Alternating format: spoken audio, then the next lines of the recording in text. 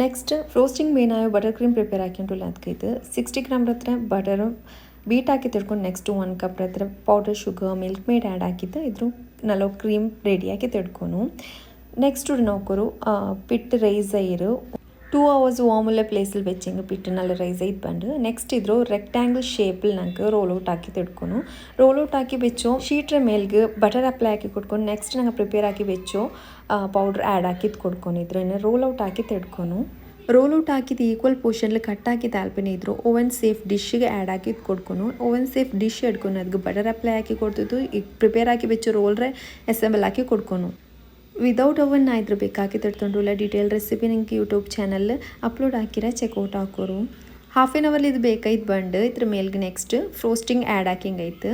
do try it out thank you for next frosting ಮೇನಾಯೋ butter cream prepare ಹಾಕಿಂಟುಲ್ಲ ಅದಕ್ಕೈತೆ 60 gram ಹತ್ರ butter beat ಹಾಕಿ ತಿಳ್ಕೊಂಡು ನೆಕ್ಸ್ಟ್ 1 ಕಪ್ ಹತ್ರ powder sugar Milkmaid add ಹಾಕಿದ್ದು ಇದ್ರ ನಲ್ಲೋ ಕ್ರೀಮ್ ರೆಡಿ ಹಾಕಿ ತಿಳ್ಕೊನು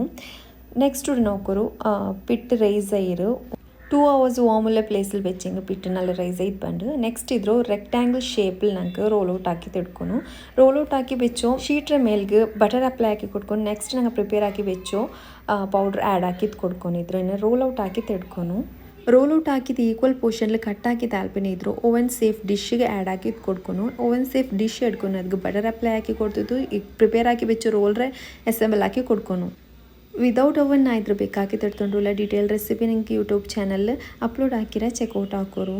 ಹಾಫ್ ಆನ್ ಅವರ್ಲಿ ಇದು ಬೇಕಾಯ್ತು ಬಂದು ಇದ್ರ ಮೇಲ್ಗೆ ನೆಕ್ಸ್ಟ್ ಫ್ರೋಸ್ಟಿಂಗ್ ಆ್ಯಡ್ ಹಾಕಿಂಗ್ ಐತೆ do try it out thank you for